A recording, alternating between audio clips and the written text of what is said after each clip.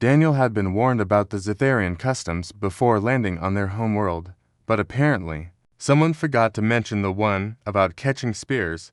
The human diplomatic vessel had touched down on Zithar Prime 3 days ago, and Daniel, as the youngest member of the cultural exchange team, had mostly been tasked with carrying equipment and taking notes. Anna, the lead xenanthropologist, had been doing all the heavy lifting when it came to actual diplomacy. She was brilliant, composed, and had a gift for navigating alien social structures that made Daniel feel like a bumbling amateur. The grand arena stretched before them, carved from violet crystalline rock that seemed to pulse with its own inner light. Thousands of Zitharians filled the terrace-seating tall, elegant beings with iridescent skin that shifted colors with their emotions. At the center of the arena stood Queen Velsara, her 7-foot frame adorned in ceremonial armor that caught the light of their binary suns. "This is a great honor," Anna whispered to Daniel as they stood in the diplomatic viewing box. "The Queen rarely performs the rite of worthiness for off-world visitors." Daniel nodded, trying to focus on his datapad where he was supposed to be recording observations. But he'd been distracted all morning by the way Anna's eyes lit up when she explained Zitharian culture, the way she tucked her hair behind her ear when she was excited about a discovery. The ceremony began with a thunderous drumbeat. Queen Velsara raised her ceremonial spear, a magnificent weapon with a shaft of polished bone and a blade that shimmered like liquid mercury. She addressed the crowd in the melodious Zitharian language, and Daniel's translator earpiece rendered her words, honor, strength, unity between stars, Then something unexpected happened. The Queen turned toward the diplomatic box and, with a fluid motion that spoke of years of training, hurled the spear directly at them. Time seemed to slow. Daniel saw Anna's eyes widen in shock. The other diplomats began to duck. Security protocols screamed in his head, but his body moved on pure instinct. His hand shot out and caught the spear mid-flight, fingers wrapping around the smooth shaft just inches from Anna's face. The impact made his arm ring with force, but he held firm, the weapon perfectly balanced in his grip. The arena fell, absolutely silent. Daniel stood there, breathing hard, still holding the spear as he realized what he'd done. Around him, the other diplomats were frozen in various states of alarm. Anna's face had gone pale. Then the Zitharians erupted, not in anger and celebration. The crowd's skin flashed brilliant golds and blues, colors Daniel's briefing materials had described as indicating extreme joy. The drumming resumed, faster and more intense than before. Queen Velsara descended from her platform with surprising grace, her own skin radiating colors Daniel had never seen before. She approached the diplomatic box, and Daniel noticed that every Zitharian in the arena was now staring at him with what looked like reverence. Anna," Daniel said quietly, still holding the spear. "What just happened?" Anna's expression was somewhere between horror and hysterical amusement. "Daniel, you! Oh my God, you just accepted a marriage proposal from the Queen of Zithar." "I what?" The Queen reached their box, and the human diplomats hastily made way for her. She stood before Daniel, towering over him, her skin swirling with colors that his translator helpfully identified as deep affection and impressed admiration.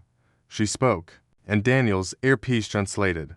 "Never has one caught the spear of vellum with such ease and courage. You saw danger to your companion and did not hesitate. You did not flinch. Your reflexes honor the warrior tradition, and your heart honors the bond of protection. I am well pleased with this match, Your Majesty."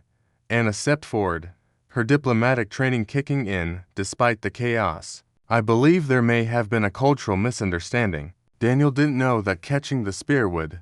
Ignorance of tradition does not diminish the act," the Queen said, but her tone was gentle. "The spear does not lie. It finds those worthy of catching it. That he did so to protect another. This makes the deed more honorable, not less." Daniel finally found his voice. "Your Majesty, I'm honored, truly, but I can't marry you. I barely know you." And double quotes he glanced at Anna, his heart pounding for entirely different reasons now. "There's someone else." The arena fell silent again. Daniel wondered if he just caused an intergalactic incident, Then Queen Velsara did something unexpected. She laughed. It was a sound like crystal bells, and her skin flashed with warm amber tones. "You humans," she said, her tone almost affectionate. "So quick to panic. The right of worthiness is indeed a marriage proposal, but acceptance requires more than catching. It requires a spoken vow, given freely." She gestured to the spear in his hand. "You may refuse me, human Daniel, but know that you have honored my people greatly today, and we will remember your courage." Relief flooded through Daniel, though he noticed several Cytherians in the crowd displaying what his datapad identified as disappointed purple. However, the queen continued, her eyes glinting with something that might have been mischief. "Tradition also states that one who catches the spear must demonstrate their own worthiness by naming their true heart's choice. So tell us, brave Daniel, who is this someone else?" Daniel felt every eye in the arena turn to him. His throat went dry. He looked at Anna, who was staring at him with an expression he couldn't quite read.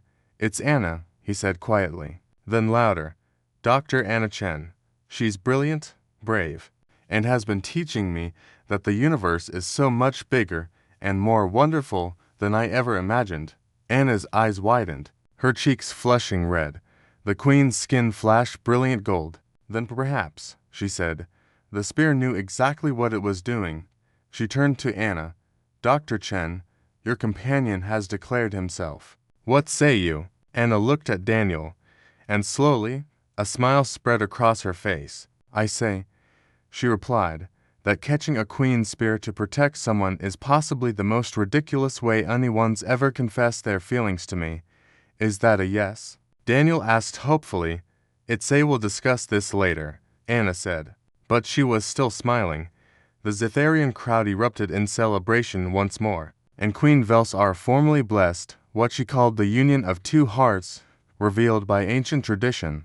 Later, as they walked back to their quarters under Zither's twin moons, Anna slipped her hand into Daniel's. "For the record," she said, "you have terrible timing, but great reflexes." Daniel offered. She laughed. "The best I've ever seen."